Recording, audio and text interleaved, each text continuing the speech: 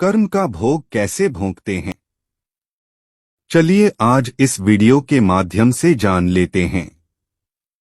Video शुरू करने से पहले आप लोग से एक रिक्वेस्ट है, अगर हमारे चैनल पर नए हैं तो चैनल को सब्सक्राइब जरूर कर ले। चलिए वीडियो शुरू करते हैं। एक समय की बात है, एक पति पत्नी थे। पति पत्नी जंगल से अपने घर की तरफ जा रहे थे। चलते चलते उन्होंने एक पेड़ के नीचे विश्राम करने को सोचा। पति अपनी पत्नी की गोद में अपना सर रखकर सो गया। तभी वहां पर एक योद्धा आया।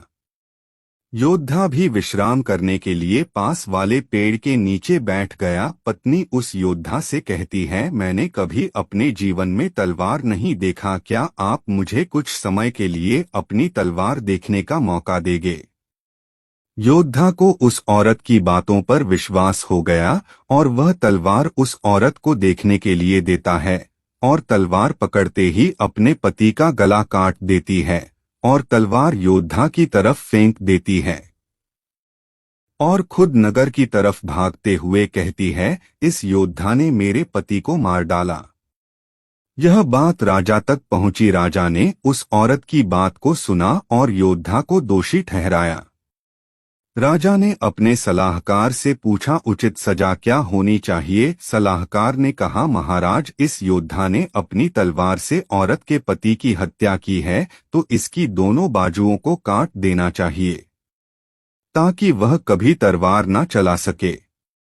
राजा ने ऐसा ही किया। योद्धा को दोनों बाजू को कटवाकर उसे छोड़ दिया। जब योद्धा की बाजू काट दी जाती है तो वह उस पीड़ा और अपमान को सहन नहीं कर पाता है और पहाड़ी से कूदकर आत्महत्या करने की सोचता है। लेकिन रास्ता में उसे एक साधु रोक लेता है। उस योद्धा को बताता है कि उसे उसकी स्थिति को पता चला और उसे ध्यान लगाने को कहता है। योद्धा साधु से पूछता है, बाबा, मेरी गलती क्या है? मैंने उसके पति को नहीं मारा, फिर भी मुझे सजा क्यों मिली? बाबा उस योद्धा को उसके पूर्व जन्म की कहानी सुनाता है। साधु कहता है कि पूर्व जन्म में यह औरत एक गाय थी, उसका पति कसाई था और तुम एक पहलवान थे।